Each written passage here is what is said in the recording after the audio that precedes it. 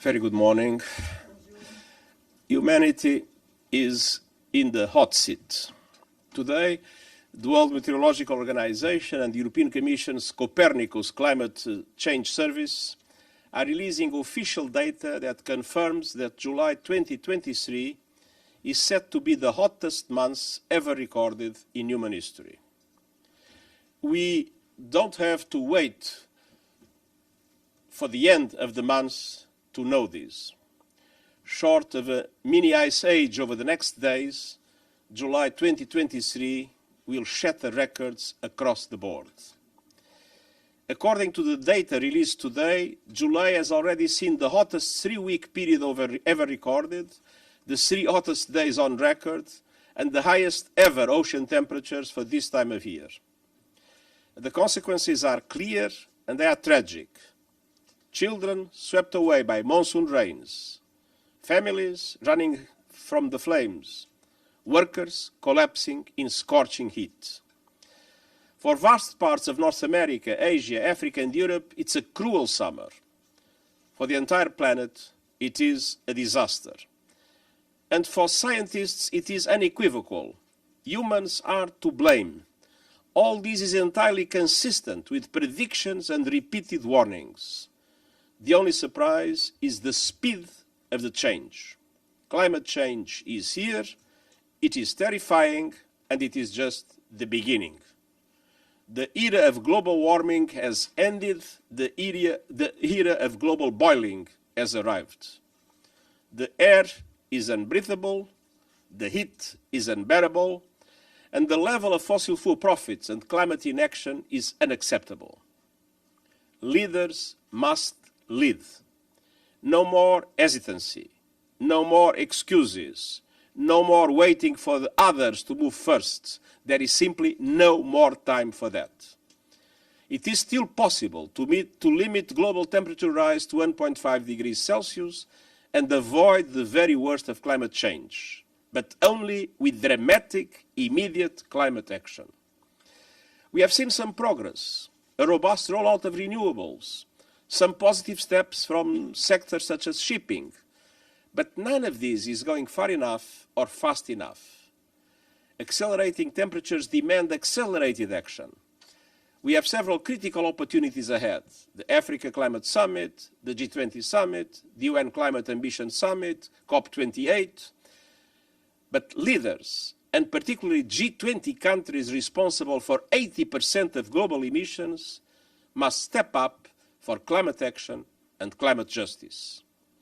What does that mean in practice? First, emissions.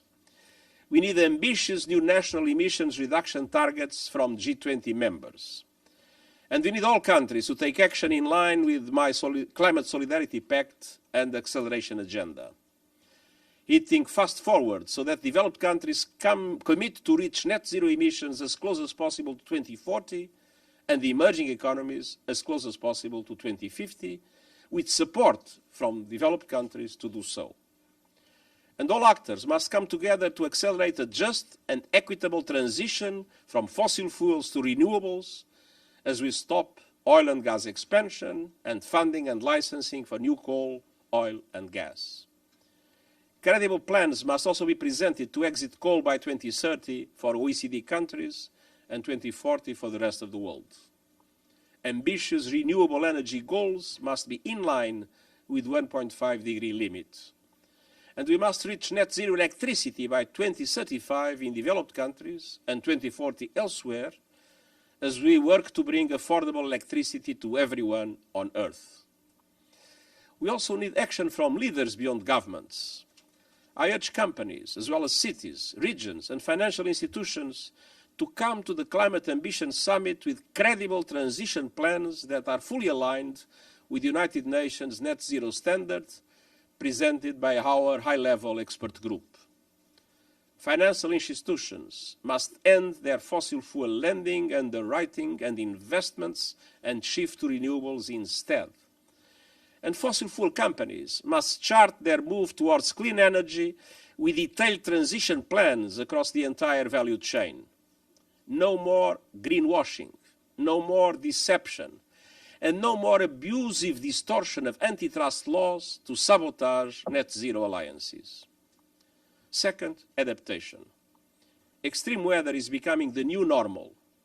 All countries must respond and protect their people from the searing heat, fatal floods, storms, droughts, and raging fires that result. Those countries on the front lines who have done the least to cause the crisis and have the least resources to deal with it must have the support they need to do so. It's time for a global surge in adaptation investment to save millions of lives from climate change. And that requires unprecedented coordination around the priorities and plans of vulnerable developing countries. Developed countries must present a clear and credible roadmap to double adaptation finance by 2025 as a first step towards devoting at least half of all climate finance to adaptation. Every person on Earth must be covered by an early warning system by 2027 by implementing the action plan we launched last year. And countries should consider a set of global goals to mobilize international action and support on adaptation. And that leads to the third area for accelerated action, finance. Promises made on international climate finance must be promises kept. Developed countries must honor their commitments to provide $100 billion a year to developing countries for climate support and fully replenish the Green Climate Fund. I am concerned that only 2 G7 countries, Canada and Germany, have made until now replenishment pledges. Countries must also operationalize the Loss and Damage Fund at COP28 this year. No more delays, no more excuses. More broadly, many banks, investors, and other financial actors continue to reward polluters and incentivize wrecking the planet. We need a course correction in the global financial system so that it supports accelerated climate action. That includes putting a price on carbon and pushing the multilateral development banks to overhaul their business models and approaches to risk. We need the multilateral development banks leveraging their funds to mobilize much more private finance at reasonable costs to developing countries and scaling up their funding to renewables, adaptation, and loss and damage. In all these areas, we need government, civil society, business, and others working in partnership to deliver. I look forward to welcoming first movers and doers on the acceleration agenda to New York for the Climate Ambition Summit in September, and to hearing how leaders will respond to the facts before us. This is the price of entry. The evidence is everywhere. Humanity has unleashed destruction. This must not inspire despair, but action. We can still stop the worst, but to do so, we must turn a year of burning heat into a year of burning ambition and accelerate climate action now. Enfin, permettez-moi de dire quelques mots sur la situation profondément préoccupante au Niger. Soyons clairs, les Nations Unies condamnent fermement cette attaque contre le gouvernement démocratiquement élu et soutiennent les efforts de la CEDEAO et de l'Union africaine pour restaurer la démocratie. Hier, j'ai parlé au président Bazoum pour lui exprimer toute notre solidarité. Aujourd'hui, je souhaite m'adresser directement à ceux qui le retiennent. Libérez président Bazoum immédiatement et sans condition. Cessez d'entraver la gouvernance démocratique de votre pays et respectez l'état de droit. Nous voyons une tendance inquiétante dans la région du Sahel. Les changements anticonstitutionnels et successifs de gouvernement ont des effets terribles sur le développement et la vie des populations civiles. C'est particulièrement criant dans les pays déjà touchés par les conflits, l'extrémisme violent, le terrorisme et les effets dévastateurs du changement climatique. Les Nations Unies sont solidaires du gouvernement démocratiquement élu et du peuple nigérien. Thank you. We'll take some questions. Edie? Thank you very much, Mr. Secretary General. On behalf of the United Nations Correspondents Association, we are always delighted to see you in this room. A quick follow-up on what you just said about Niger. Do you know where President Bazoum is? You just asked for him to be freed and for the democratic government to be restored, but do you know, does anybody know where he is and how he is? And my question is about the Black Sea Grain Initiative. Can you tell us what actions you're taking and plan to take to try to revive the Black Sea Grain Initiative, and have you been in contact with the Russians? Thank you. Well, thank you very much. I spoke yesterday with President Bazoum. I don't know exactly where he is, but he was detained. He told me he was well, but he told me that the situation was very serious. And that is the reason why I made today a very strong appeal, not only for him to be immediately released, but not only that, for the democratic institutions to be reestablished. We have been in contact, of course, with our partners, namely in ECOWAS. Yesterday, a delegation of Nigeria visited Niger, and Nigeria is now the president of ECOWAS, and I believe that Nigeria and ECOWAS are doing everything possible in order to find a solution for this additional dramatic situation in Niger after everything that has happened in other countries of the region. Now, we will go on with all our contacts with all parties, Turkey, Ukraine, Russia, and other countries that are relevant from the point of view of the global markets, in order to reestablish the Black Sea grain, the Black Sea Initiative. And we had also contacts with the Russian Federation. It is clear that when taking out of the market millions and millions of tons of grains, it is clear that, based on economic laws, that will lead to higher prices than the ones that would exist with the normal access of Ukrainian grains to international markets. And this increase of prices will be paid by everybody, everywhere, and namely by developing countries and by the vulnerable people in middle income and even developed countries. So it's not with a handful of donations to some countries that we correct this dramatic impact that affects everybody, everywhere. Ibtisam? Thank you. My name is Ibtisam Azim from Al Arabi Al Jadid newspaper.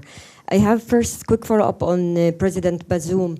Whether when you talked to him he had a message, or is there anyone from your office who is in contact with the people who are holding him hostage? And my question is on climate. We have been here before. You talked and warned a lot of times.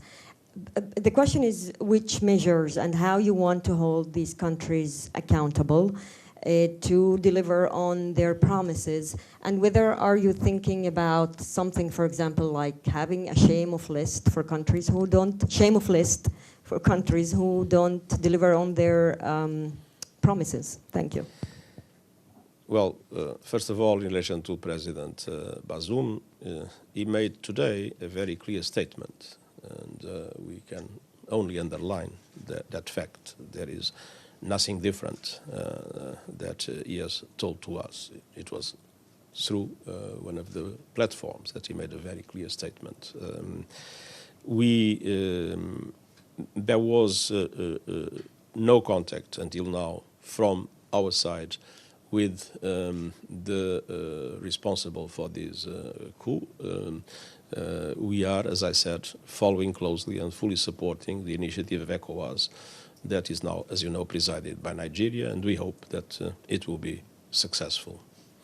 In relation to climate, I think we have a first line in the direction of what you said with the Climate Action Summit. It's not a climate summit for everybody to come. It's a climate summit for those that have a clear effort responding to the present climate emergency and that have concrete commitments to make to come. I'm not thinking about a list of name and shame. I'm thinking about, for the moment, the most important is concrete stimulus for countries to do what they need to do. Deji, then James. Secretary General Xu Dezhi with China Central Television. A quick follow-up on Edith's question on the Black Sea Initiative. Will the United Nations support a initiative without Russian Federation? And I remember in the beginning of this year, you hope that the conflict between Russia and Ukraine could finish this year. But with the termination of the deal, we saw the escalation, obviously. Do you still think this conflict could end this year? Thank you. Well, indeed, there was not only the withdrawal from the Black Sea Initiative, there was the systematic bombardment of harbor installations and even deposits of grain. So it is indeed a serious escalation, unfortunately an escalation in relation to precious commodities for the international markets. I'm